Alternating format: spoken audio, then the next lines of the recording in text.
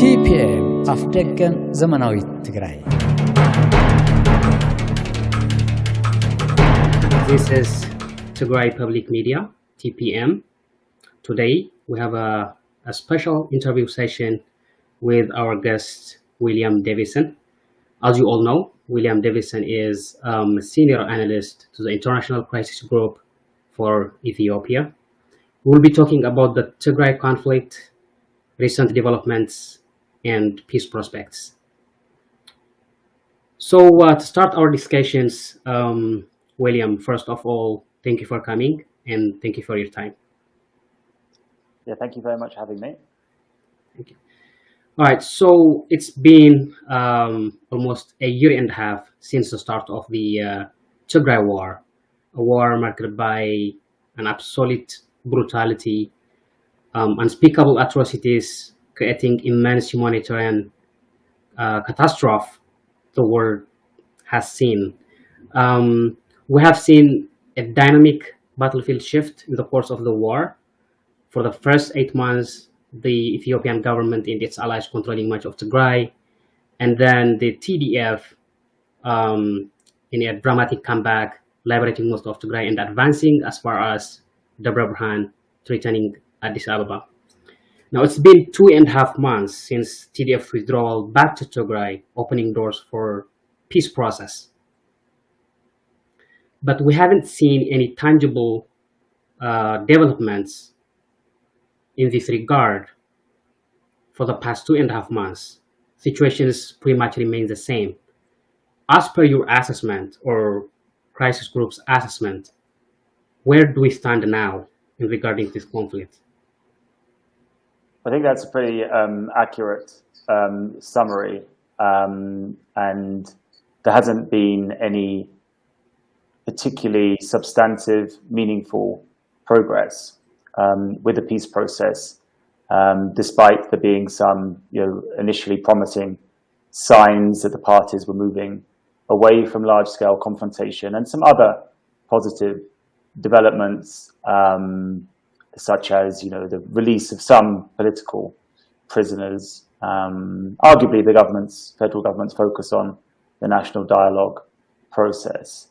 But instead, in terms of the key elements of the political dispute, which has evolved into the disputes that are leading to a continuation of a hostile relationship between the parties here, nothing has really changed. So, for example, the blockade remains in place, and indeed all of that fighting we've seen in Afar across the Tigray border there through Abala, that has given an even bigger pretext or made it even more difficult to get aid into Tigray along that Samara to Mekelle route. Of course, that's depending on your perspective.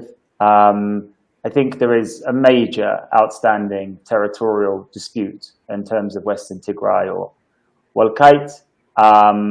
We've seen Debretsion, the Tigray president, appeal to the international community to come up with some sort of solution for Western Tigray, but really a solution for the Tigray government, the TPLF, and a lot of the people involves the return of Western Tigray to Tigray's administration, and therefore return to the pre-war administrative regional boundaries. That isn't a position which the Amhara entities in control of that territory are willing to go along with by any means. So we have a zero-sum competition between those elements.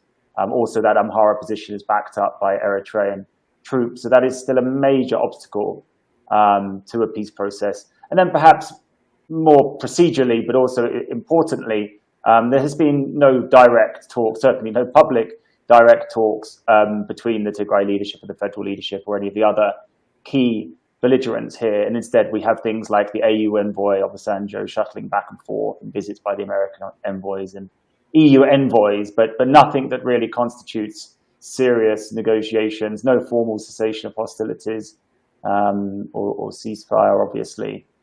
So a lot of the ingredients that led to this war, that have perpetuated this war and make it likely that the war is going to flare up again relatively soon, unfortunately, are still in place.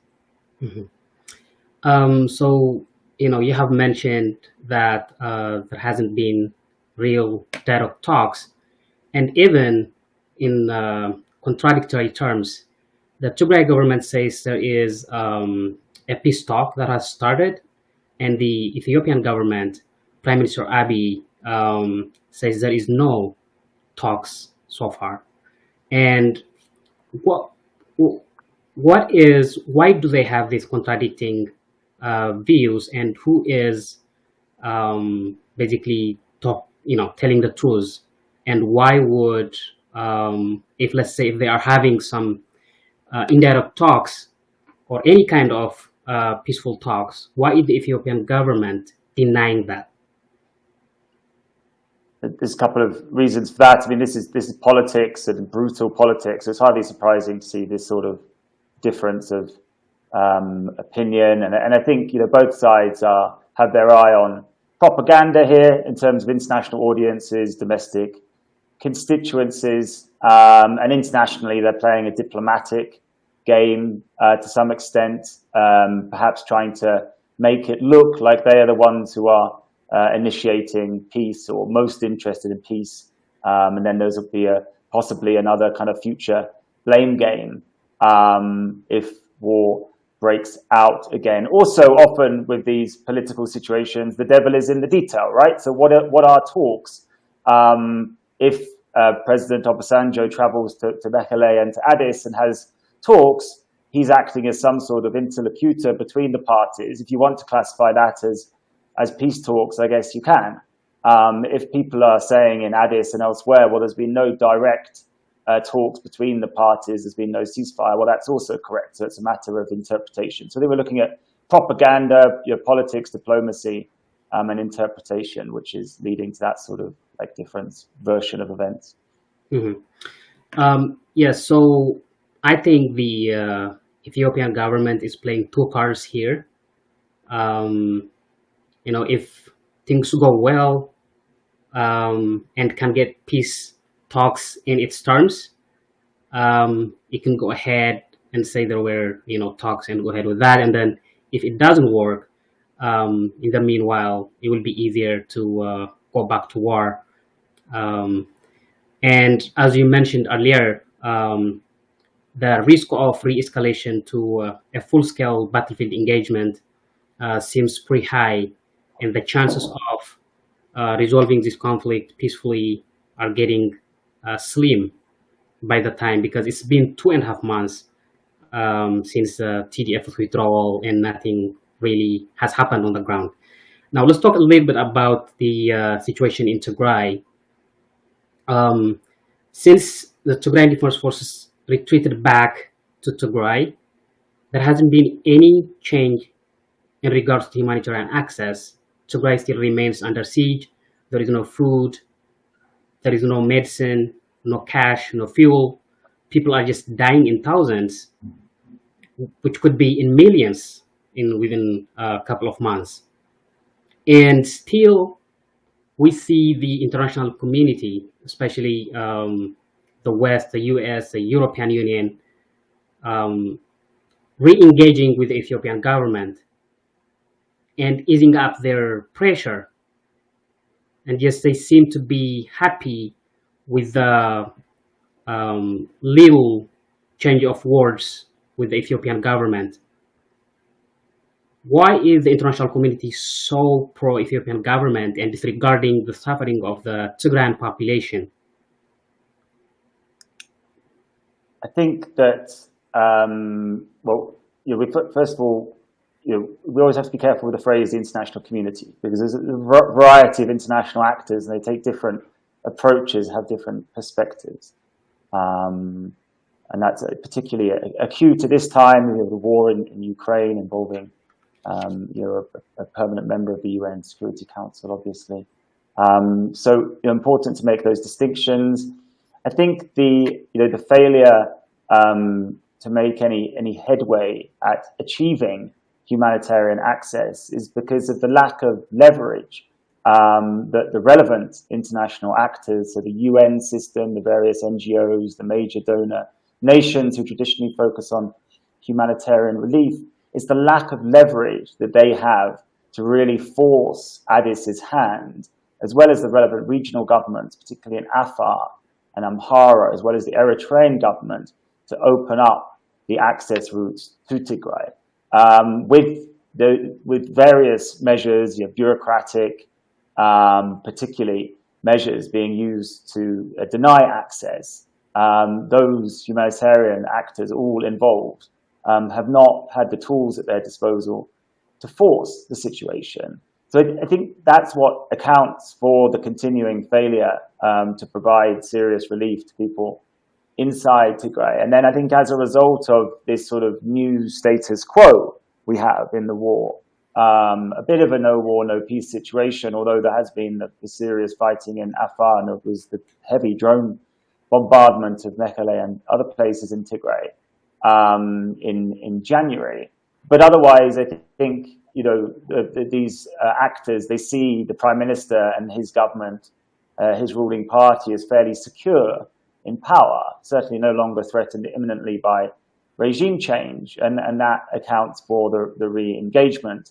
And for all its faults, I think that the federal government has played its sort of cards quite well diplomatically and in terms of the propaganda element during this war. And I believe they've also done that recently. The focus on the national dialogue, the release of select political prisoners, the announcement they're not going to fully re-enter Tigray, whatever's been going on in Afar, the constant references to peace, letting diplomats or informing diplomats that perhaps there'll be the removal of terrorist designations. This type of activity has proved successful in getting the international community's hopes up that there will be progress soon. And whilst they wait for those hopes to materialize, they do not put any extra pressure on Addis to do anything about the very pressing humanitarian situation. And of course, whilst that humanitarian access problem remains, the Tigray leadership and people consider themselves understandably to still be under siege. And the longer that goes on, the more it makes it likely that we will see another attempt by the leadership in Tigray to forcefully overcome what they see as a siege. Mm-hmm. If we go back 2.5 months, the TDF was advancing to Addis, and the main goal was to break the siege. And we saw at that time the whole international community, specifically the United States, European Union, and all other organizations, including the United Nations, including the International Crisis Group, they all strongly condemned TDF's advance to Addis. And if we remember, some of the conditions put by the international community was for TDF to go back to Tigray and for the federal government to open up humanitarian access, and then for peace process to start. Now, the Tigray government has done what's required of it, pulling its troops back to Tigray, and the Ethiopian government has done none of those conditions put back then. Now, me as a Tigrayan, and most Tigrayans feel betrayed, let's say specifically by the United States, by the European Union, because they put pressure on TDF to go back. And now, while the Tigray government has done what's required of it, the Ethiopian government has done nothing, and they're not even putting any pressure.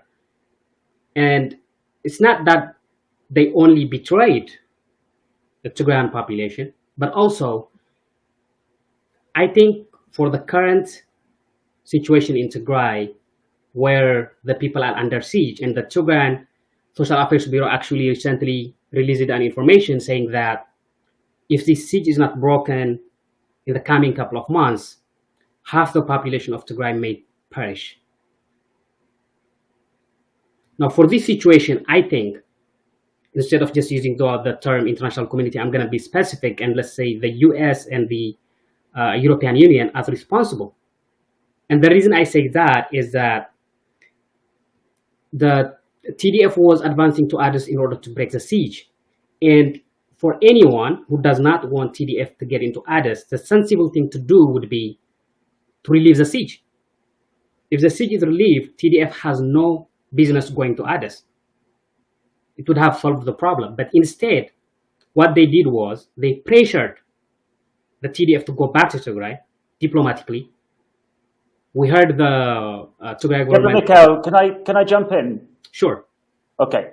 I think I know where this is going at this point. So first of all, I don't think that's an accurate representation of the crisis group position to say that we strongly condemned.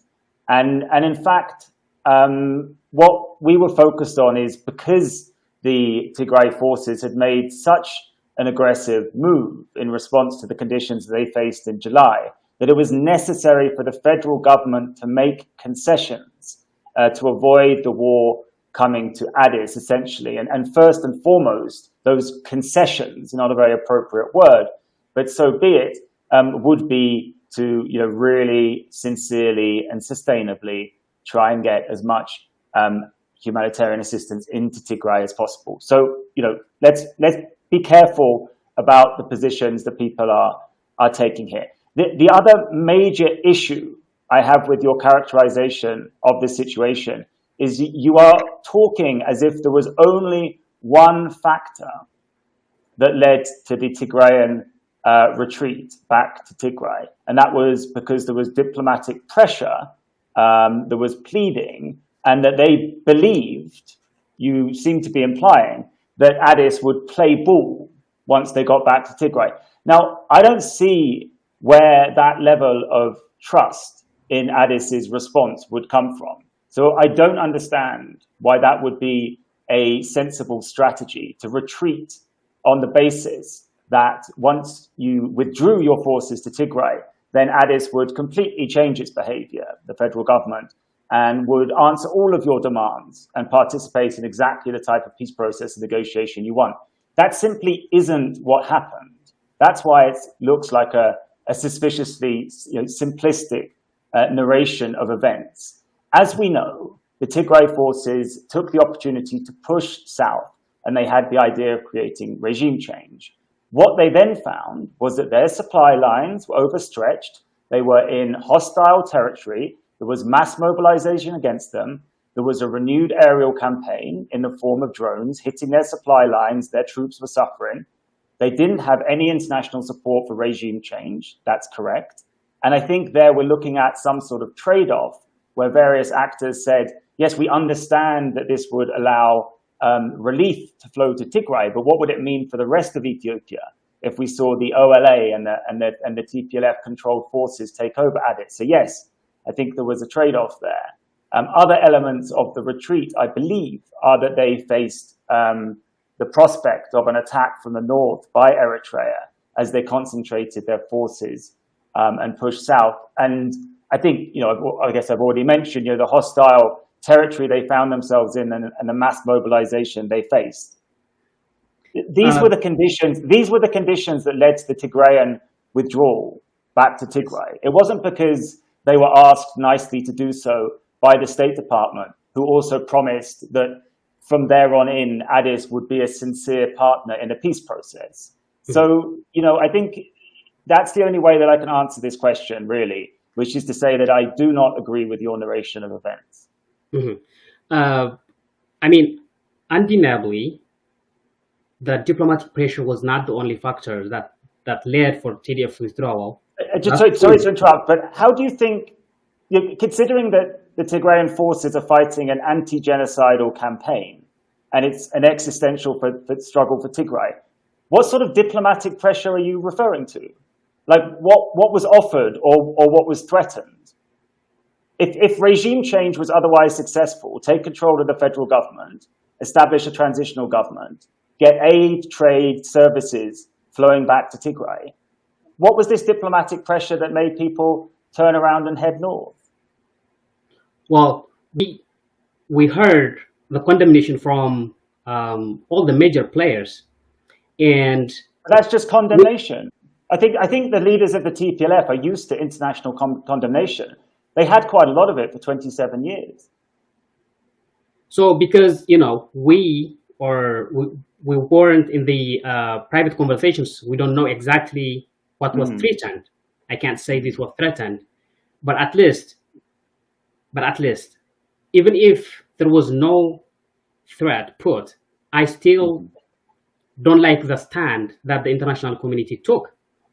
It just as a stand, just as a matter of principle, it was wrong.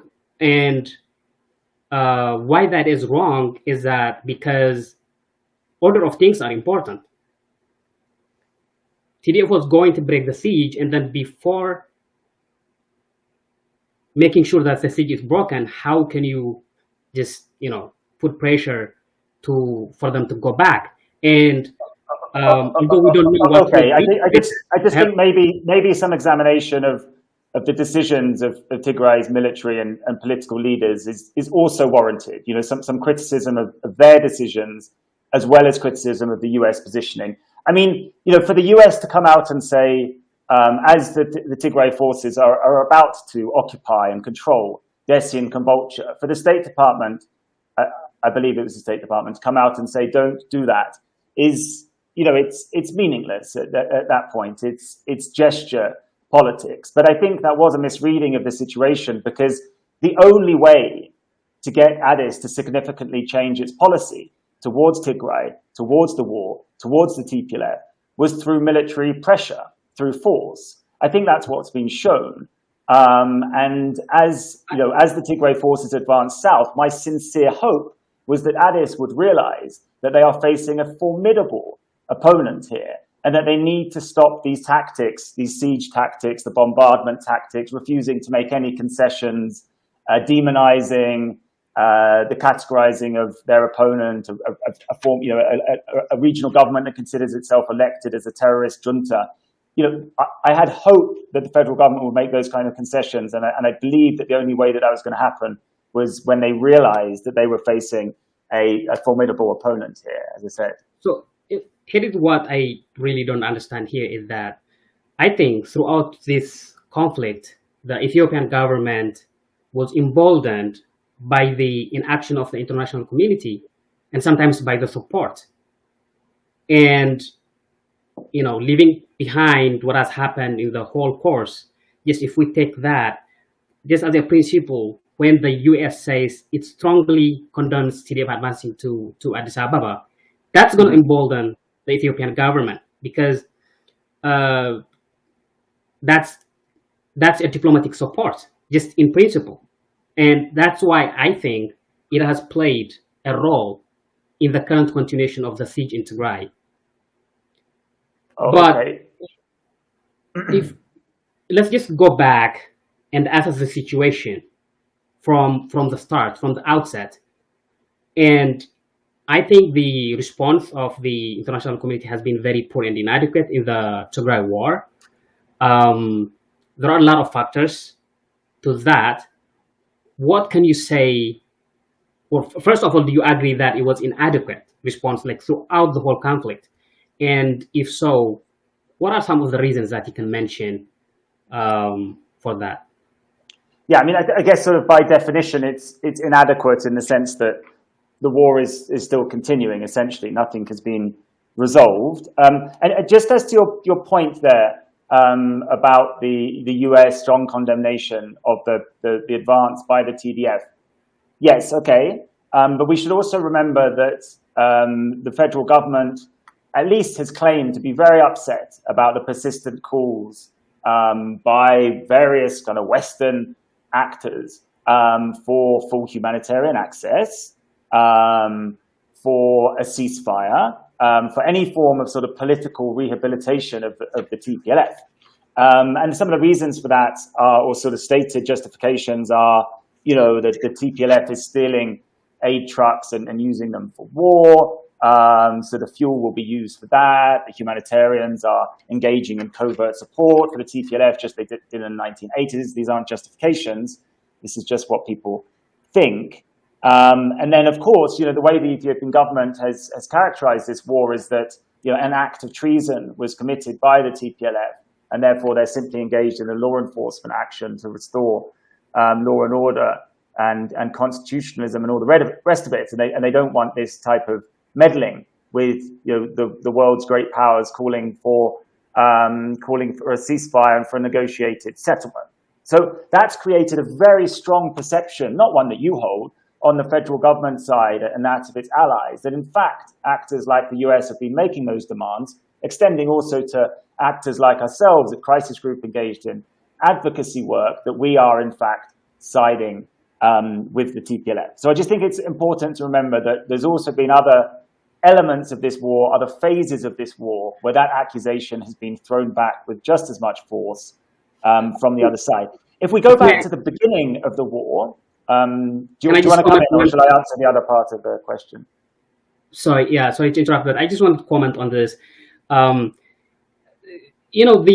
Ethiopian government has been very smart in playing the propaganda that it sets the bar so high that just for someone to be neutral in the conflict is seen as a strong Tigray supporter. Yeah. And that, whose fault is that? I think the Ethiopian government can play the game, but ultimately it's the international community's role to be fact-based, not to try to fall for that propaganda, and then just try not to be perceived as the TPLF supporter, and then in order for that to happen, to shy away from the facts that I have seen happening, throughout the course. And I think, if you're gonna shy away from the facts just because you avoid to be siding with one of the opponents, the Tigray side can also try to do such propaganda and set the bar so high, and there is no way out of this. Yeah, okay, but I think that maybe the sort of like maybe the issue here is that I think generally plenty of like international observers and sort of people with some sort of role in this conflict, I think they have tried to do that. The problem is that there is a raging propaganda war. There is a torrent of misinformation and disinformation. It's very hard to establish in a meaningful way what the facts are and to establish consensus. But, I think we have seen clear narratives emerge through the Western media, through Western rights groups. Our reporting at Crisis Group has been in line with that. The statements of foreign governments about, what's been going on in the war. The issue here is that there's so far in this conversation, there's been such a focus on the international dimension of this. Like my first answer, I pointed out that I really don't think they've had the tools at their disposal, or certainly not tools which are practical. They're not willing to use them. And instead, the Ethiopian government has gone about this propaganda campaign, and the purpose of that is really for a domestic audience. So the government's insulated itself as much as it can from external involvement, and it's used the propaganda to convince people in Ethiopia that what the West is saying about the situation is not true. So it's not just an issue about a lack of stating of facts by international actors, although of course it's correct to say that diplomats and humanitarian actors and these types of people, they could be more public and upfront in their communication about what is and what isn't happening. Often they don't, for diplomatic reasons, to maintain access. They don't see it as their role. They don't want to rock the boat and this type of thing. So that is a problem. But the main problem is that the government has been winning the propaganda war. It's insulated itself from international action, and the type of forceful action that's needed, there's either no consensus for it internationally at the Security Council particularly, or the other actors simply have not been willing to take the sort of measures that would be needed to achieve full humanitarian access and to achieve an enforcement of peace here. Mm-hmm. So I interrupted you earlier. You can go ahead and continue. It feels like ancient history now. But I mean, just to say that I think the problems that you highlight, that I've been responding to, I think they were more acute at the beginning of the war when the Trump administration was in place. I think that the Trump administration and its key actors here, I believe that they were sold on Abiy's claim that this would be a very swift and clean operation and remove the troublemaking TPLF from power quickly without too much blood being spilled. I think a bunch of other international actors bought into that, probably to some extent in the Gulf, within the African Union, and other key capitals. And I think that explains why there was such a muted reaction at the outset of this war. As the atrocities emerged, the humanitarian crisis emerged, as it was clear that the conflict was going to be somewhat protracted, people got their act together, and a new democratic administration in the US helped. But I think that was a factor. And also, it's been interesting for myself, but also to listen and to others, note the differences between this conflict in Ukraine and the painstaking analysis of the Russian military build-up, all of the information that's coming out in real time about the fighting on the ground, giving people an impression of what's actually happening. And we essentially had none of those things when it came to the outbreak of war in northern Ethiopia, in Tigray. The military build-up was a matter of claim and counterclaim. The federal government knocked out communications. There was no real reporting on the ground. There was very little information coming out of Tigray.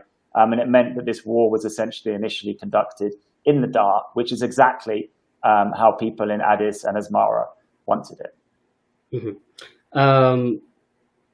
I completely agree with your assessment of especially the U.S.'s role in the beginning of the conflict.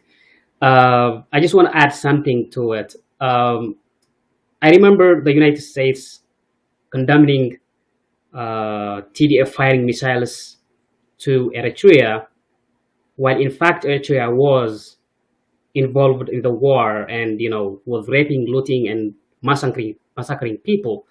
Now, the U.S. government's argument could be that they did not have information that the Eritreans were in the war, but I mean, who is going to buy that argument? With the Tigrayans have been warning that the Eritreans will be, the Ethiopian government altogether with Eritrea are going to invade Tigray.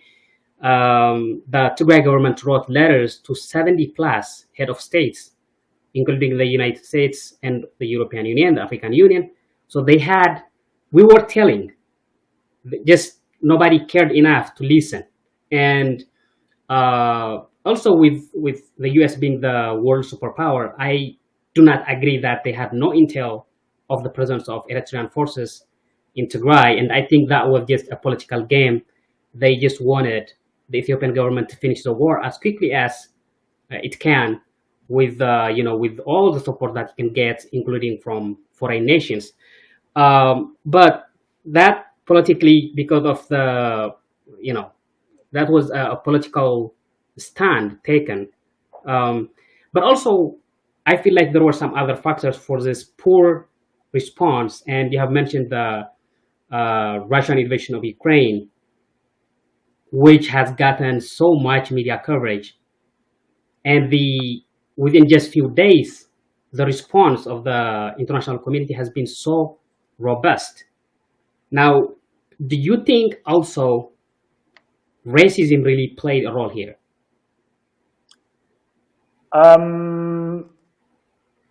Well, I mean, racism in the sense that I was going to give my own. In the sense that the Tigray war, although the communication blackout was there, eventually information started to come out, trickling, and with that horrific massacres and everything, and yet the action taken was just almost none. So, Tigray being in Africa, and just is this something where we can say Black lives didn't matter as much when you see the difference with the Ukraine? Yeah. What I was going to say is that I think that places which are obviously there's a massive wealth imbalance in the world, power imbalance in the world, and it does tend to be the case that there is less attention paid to serious events that cause loss of life in faraway countries. And it tends to be that the poorer and more kind of the less powerful those places are, the less type of coverage and the less the people in more powerful, richer places which control a lot of the media coverage, they seem to care. And then I think, obviously, it's important to look at the legacies of imperialism and colonialism, which have contributed to the relative inequalities that have led to that imbalance. So I think we can identify, a form of racism there, which has contributed to the imbalance of coverage. I think you could also point to the fact that again, in terms of where the news is generated, where the media companies tend to have their main money-making audiences, it's natural for Europeans to care more about what's going on just across their border because it might impact them. And then, of course, America has a huge role in Europe as well. So we can understand the consequences. So I think we should fully acknowledge the imbalance. I think it's part of much larger, it's a consequence of much larger structural inequalities that exist. And I mean, I think, I think that's how that's my answer. Yeah. Yeah, I think also, just Ukraine being right there in Europe, people are gonna care about what's happening next door, and I completely agree that's gonna play a role as well. Although I don't think that's the only reason, as you say, just poor nations and the whole. Also, I also think I never thought of racism playing this much role, and I now think that it's a major player in the world politics. But going forward, from I guess the other thing I wanted to say was that some people with this conflict in Ethiopia, particularly those who are closer to it, they have a real clarity about the situation, right? Classically polarized political situation, as we see in many places, of course. And I think for a lot of outside observers, they simply don't see that, they don't have that sort of moral clarity when they look at the situation. They see a TPLF, which was a very important federal player in a pretty authoritarian system.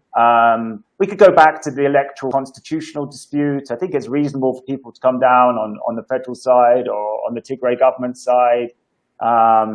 Should the Tigray government simply have obeyed the House of Federation because it was part of the federal system? Arguably. Should the House of Federation and the Council of Constitutional Inquiry included the views of the regional governments much more closely when they decided to extend the terms of all governments? Yeah, yes, we're going to talk about that actually. I'm not sure we'll have time today, but my point is that people have they don't have total moral clarity. Obviously, we've seen a flood of allegations against rapes, gang rapes, arbitrary killings, and lootings against the Tigray forces from the likes of Amnesty International in Amhara and Afar. I think that has further sort of muddied the moral waters for a lot of observers here. With the situation that we have in Ukraine, you will have noticed there is a lot of moral further and clarity about the illegality and unacceptable nature of the Russian intervention and the heroic Ukrainian resistance. So just to point out that I think these things are also a factor, but I'm not disputing or rebutting your opinion. I'm just talking about some factors which I think are also in play here. Yeah, we'll come back to the all the constitutional disputes and everything.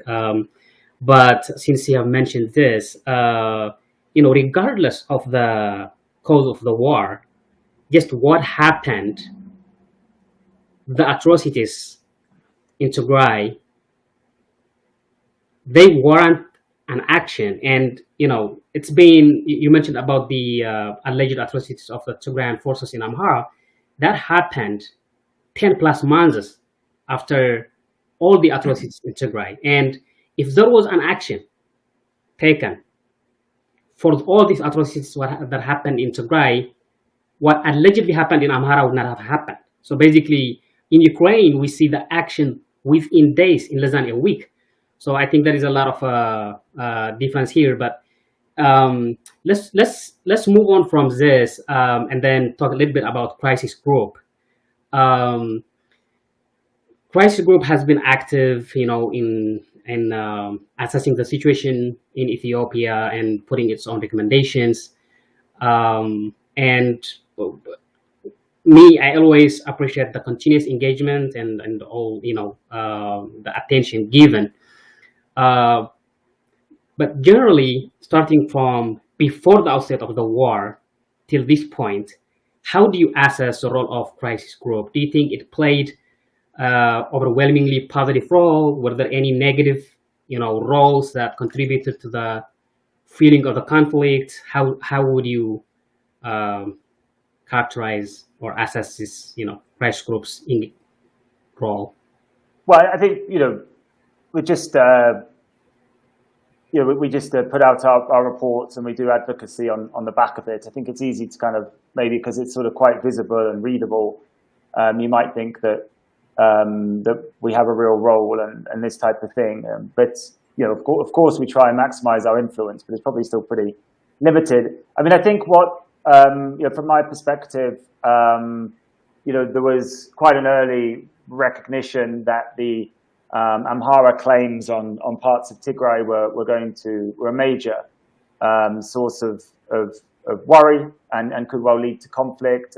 I was early on that, and I warned people about that. It was roundly dismissed by both sides, unfortunately. And also, I think, like a lot of people, as the constitutional electoral dispute grew in 2020, I think the organization was very prominent with reports in August and October saying clearly that if steps weren't taken to take the Tigrayan federal governments off this path, then it was going to lead to civil war. And the last report was on October the 30th. So I think, Crisis Group has something of an early warning role in the international system to look at the politics, maybe politics which is getting somewhat violent, and talk about the dangers of that continuing. And that's pretty much what we've done. We've called consistently for talks and concessions. Unfortunately, no one's been interested in making concessions, and therefore, the feasibility of meaningful talks is sort of reduced. But we've kept calling for that throughout. For humanitarian access to be granted, for both sides to make concessions. Can Tigray's government recognize the federal government? Is there a role for international peacekeepers to incentivize an Amhara withdrawal from Western Tigray and Eritrean withdrawal? Talked about potential long-term solutions for those disputed territories. Requested that the federal government release prisoners, end the siege consistently. None of these things have actually happened, but we're just an advocacy group. We don't have an army at our disposal to enforce things, and so that's essentially how I would sort of summarize our role so far. Yes, I think Crisis Group did an excellent job in identifying the problem and warning the world that war was coming. I think that was an excellent job. But I think in some of the recommendations where they put, as part of the a solution, I see some consistent problems. And I'm not trying to be a fault finder, but I just want to mention some of the stands that I think had some contribution to the to feeling for the war. Although the war on Tigray was, had a lot of factors and it was genocidal in nature, the immediate triggering factors and the causes were political disputes. And some of the political stands taken by Crisis Group was against the Ethiopian constitution. And then here I'll just mention... Such as what? I'll just mention some of the things that I saw from the report coming out before the war broke out. The election postponement, the Ethiopian government postponing the election and Tigrayan government going ahead with the election was one of the immediate causes of the war. And Crisis Group has recommended for postponing the Ethiopian election just for security reasons. And I think I can understand the point of view. They're trying to they're trying to avoid any worsening deterioration of the security situation in Ethiopia. Postponing the regional election, you mean? No, the federal government. Let me try to show you here. If I can find it. It's okay. Also, I can't actually see any video whatsoever. I'm just staring at the camera. Oh, sorry. StreamYard doesn't really work very well on my laptop. Okay. But anyway, Well, I mean, we like. hang on. When the prospect of the election, the national election being delayed, came up due to the pandemic, we responded to that. We said it could be very destabilizing. When the prospect of civil war emerged as a result of Tigray going ahead autonomously with its election, we said that for the sake of peace, maybe the Tigray authorities could consider postponing that election. Yeah. I mean, in terms of the constitutional issues, Crisis Group is not going to act as a constitutional arbiter in Ethiopia. And I've already mentioned in this discussion that perhaps it was unconstitutional of Tigray's government to create their own electoral board, go against the advice of the House of Federation, the ruling, and run their own election autonomously. Yeah. Was it also unconstitutional of the federal government not to incorporate the views of the regional governments when they assessed the constitutional options for how to deal with the fact that they said they couldn't run an election during a pandemic? Possibly. Let me read you. Describe that as Crisis Group going against the Ethiopian constitution is a bit of an exaggeration. Let me read you this. This is from the article "Keeping Ethiopia's Reform in Rail." I think the topic. I have shared it. I have shared the screenshot. In the parts where Crisis Group puts recommendation for the international community, it says they could suggest an election delay if the political and security crisis do not cool in the months ahead. Now, this recommendation, I think, as I said earlier, I'm not trying to be like a fault finder, but I just think these constitutional disputes were one of the immediate causes of the war, and I think once the election was postponed, Tigray government going ahead with the election may not be constitutional, but the constitution was first. It was the federal government who breached the constitution, because nowhere in the constitution can you find an article about postponing election. It can happen. So, Crisis Group putting this recommendation. We didn't say delay it past the constitutional term limits. I'm sorry? We didn't say delay the election past the constitutional term limit. I think that recommendation probably came after the October or December violence, after the incident at Jawar's house. I think it was saying, if the election is going to make things worse, can we have more political processes before the election, postpone the election a little bit to try and get some consensus between the major actors and run the election. We weren't saying delay the election past the constitutional term limits. Okay. The election was delayed. As you know, the election was delayed. It was delayed. It was first delayed within the constitutional term limits, and then it was pushed beyond them. So I think this came before the Ethiopian government decided to postpone the election. This recommendation. That's in late 2019. Yes. So I think it's just it's a position saying, the elections aren't the be all and end all here. Elections might make things worse. Like if you have a certain level of political volatility and disagreement, is an election going to act like a spark to set a massive blaze? Could we have some more time, some pre-election consultations to reach some consensus and then run a better election, a more peaceful election? But again, no suggestion.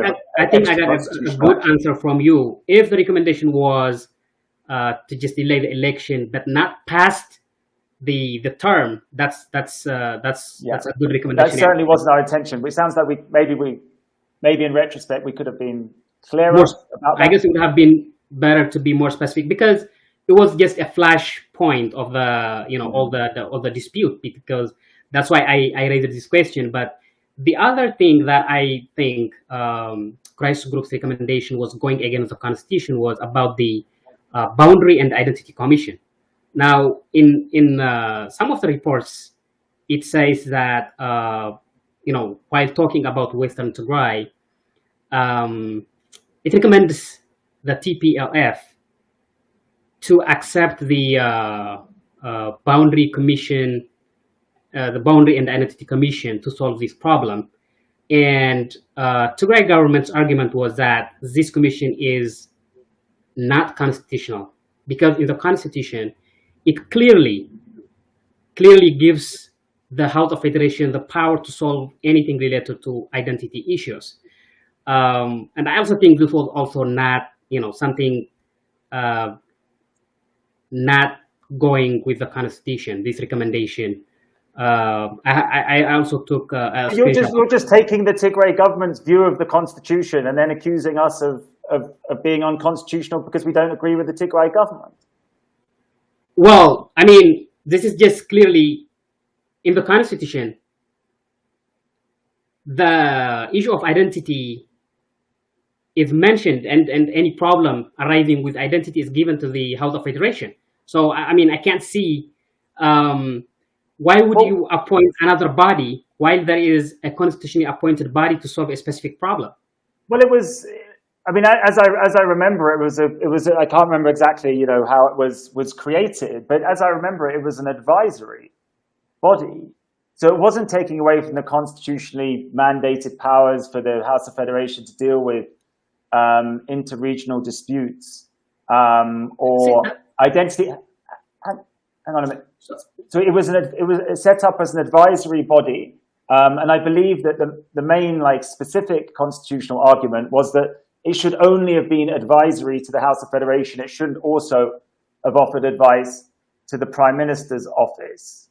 I mean, just from the it starts from the establishment of this commission, and it was given the power to study the issues and put recommendations. Now, clearly, the problem is that I'm mentioning this because this was also one of the major challenges between the federal government and the Tigray government. The Tigray government did not accept this. And the argument is clearly the issues of identity and boundary are specifically written in the constitution, and the power is given to the House of Federation. I'm not sure it took away that power. I'm sorry? I'm not sure it took away that power for the House of Federation to decide on these issues because it was offering advice to them. And then I think maybe the broader point here is that, so if you're looking at a problem where you think it might result in ethnic cleansing and mass killing and lead to years or decades of warfare. So the core objective is to try and avoid that outcome, right? So yes. When we were saying to the federal government and to the Tigray government and to the Amhara government saying, let's find a way of getting some kind of expert study, let's start working out what the people in the area, let's get the political elites talking about this. That's why that recommendation was made, because that is better than another round of ethnic cleansing, mass killing that creates a political problem that might lead to years or decades of violent conflict. So I accept that, there was some solid legal arguments about the unconstitutionality, particularly, as I understand it, with regards to its role offering advice, not just to the House of Federation, but also to the Prime Minister's office. But you can also understand where we were coming from in terms of offering that sort of advice. Mm-hmm. Yeah, I mean, I don't want to take much time arguing whether this was constitutional, not constitutional, but I wanted to mention it just because it was one of the disagreements. Now, the other issue that I find a little strange in reports of crisis group is that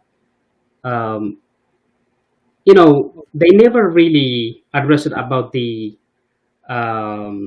hate speech and all that kind of genocidal campaign, which was being propagated by the Amhara elite and the media.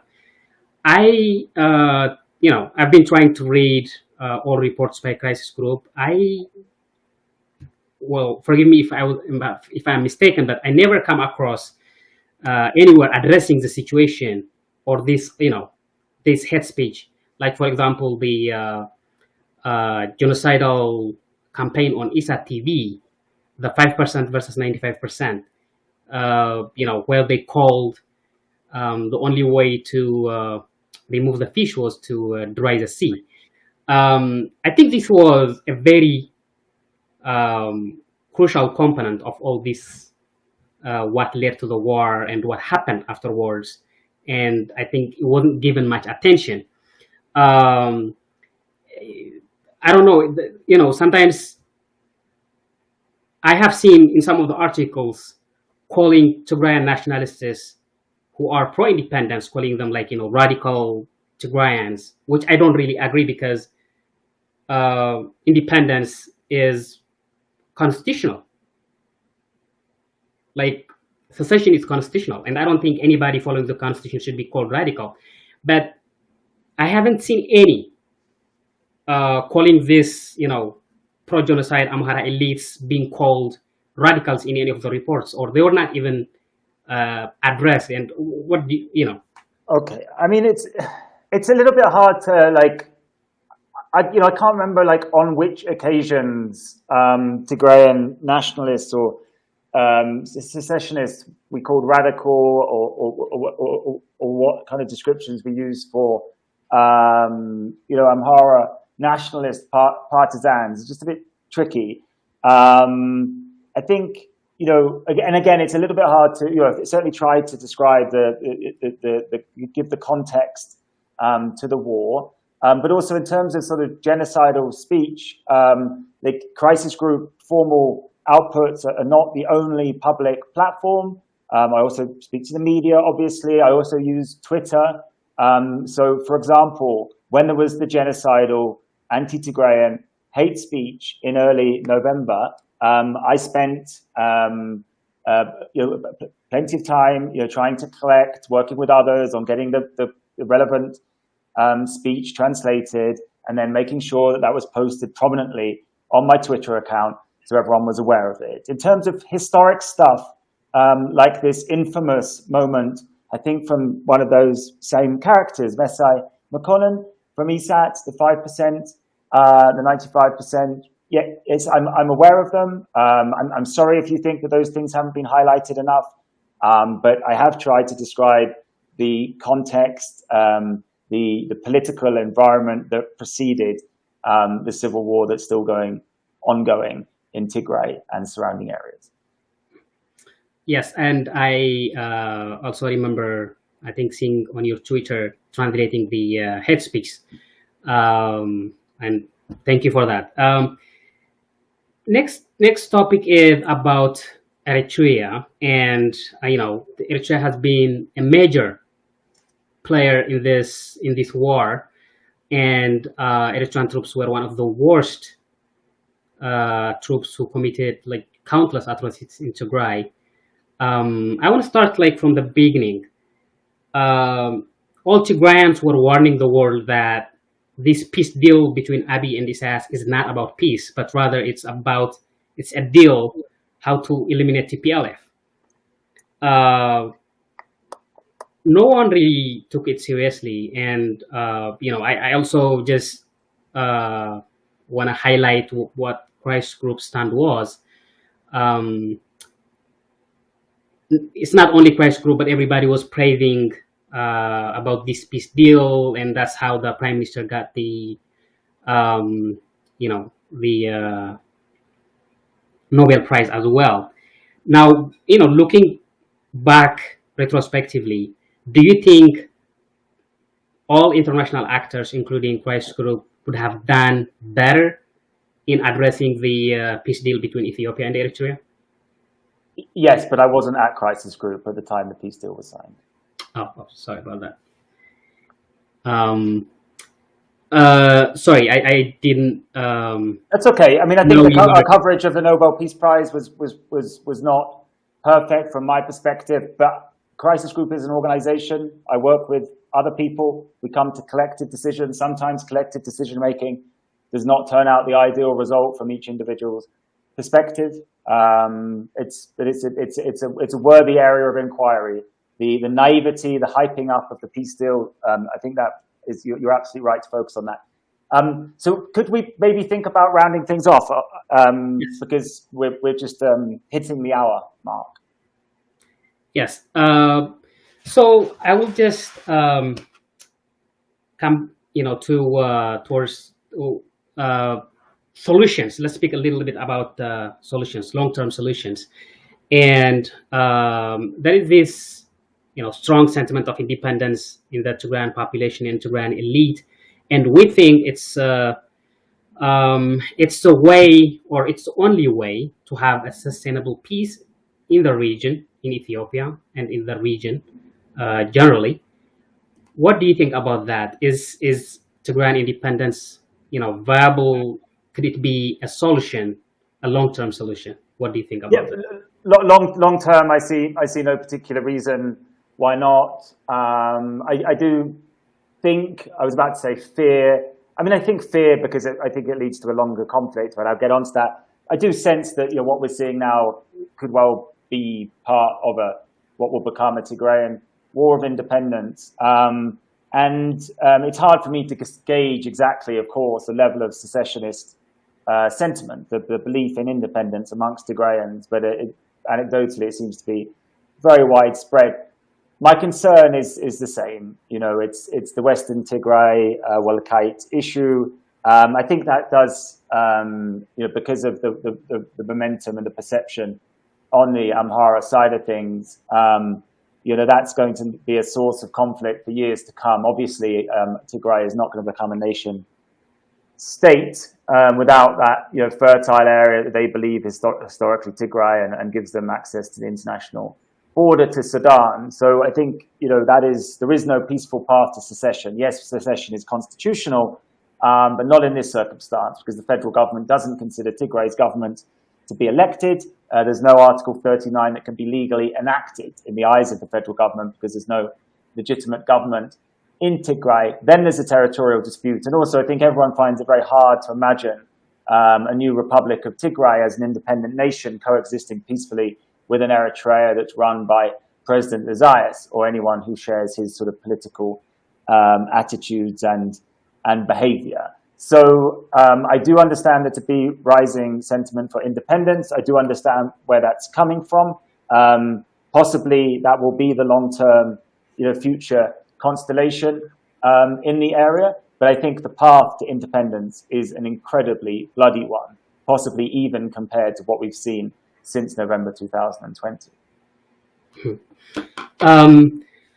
Let me just share my my perspective on this and clarify a few points. First, about Western Tigray, there is this wrong narrative of how Western Tigray is historically Amhara, but ethno-linguistically Tigrayan. That's the sense I get from most international people, and that is wrong because when you say historically, how far do you go back? Because Western Tigray was part of Tigray for centuries. It was only about 130 years ago when part of it was taken, and actually the other half was taken away to Gondar in 50, 60 years ago. So that narrative has to be, I just want to correct that narrative. And still, in the southern part of Tigray, there is this still land in Amhara, Obo, which used to be part of Tigray till, in the reign of King Haile Selassie, so basically it was just taken to Amhara 50, 60 years ago. So that, I just want to correct that narrative. And also Adi Akai on the other side, right? Which is in Amhara, but considered historically Tigrayan, as you'd guess from the name. Yeah, so I wanted to correct that. And then, when you're talking about the Tigrayan independence, it's going to be hard to live with hostile neighbors and Eritrea. In Eritrea, I think, the Isaias in his political views I don't think they are majority in Eritrea, and I can see peace coming to the people of Tigray and Eritrea after the reign of Isaias, and I don't see that as a long-term problem. But just generally, we Tigrayans think that independence is the only solution, and the reason is it's just given the nature of Ethiopian state. It's an empire with nations who have very divergent aspirations. If you take Tigray and Amhara, we don't agree on the past. We don't agree on how to shape Ethiopia currently, and we don't definitely agree on how to go forward. The Amhara elite think that the glory of Ethiopia was in the past, and they want to go back to the past.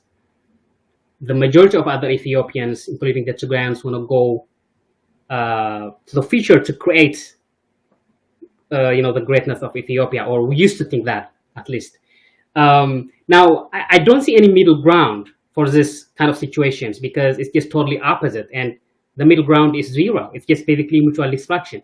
So to avoid the cycle of violence, I think it's not only for the Tigrayans, but it's best for the Amhara, it's best for Ethiopians, it's best for the region.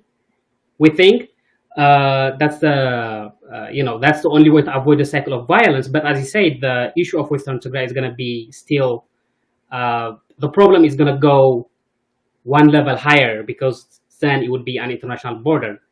I fully understand your position, and of course, me saying that the path to independence would be bloody. That's not to suggest.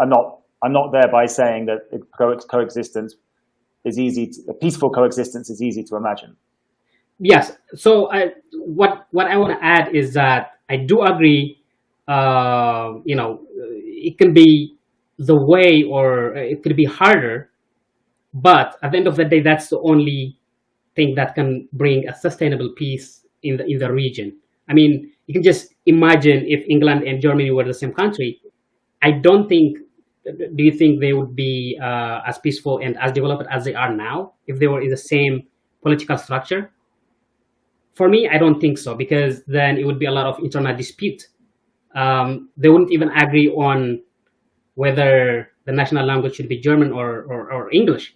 So these kind of things have to be considered for a long-term solution. Yeah, I mean, you could also think the rivalry between different Spanish groups, ethnicities, or the rivalry between the English and the Scots, but we're still part of the UK. You can look at that the other way, but otherwise, point taken. Yes. Well, thank you so much for your time, William. And at the end of our interview, if you have any points that we did not raise, or if you have any messages, you can go ahead and say that. I think the only thing is that I do understand the need for people like myself and organizations like Crisis Group to be scrutinized and held to account and interrogated. I also have a growing concern, which has been around for a long time, that there's too much focus by Tigrayans and by other Ethiopians on the role of international actors here. This is a civil war, as you've just brilliantly articulated, with these fundamental chronic disagreements that leading to violence. And I worry that sometimes this excessive focus on the role of international actors is to the exclusion of focusing on the internal problems and disagreements that are the major contributing factors to the ongoing violence.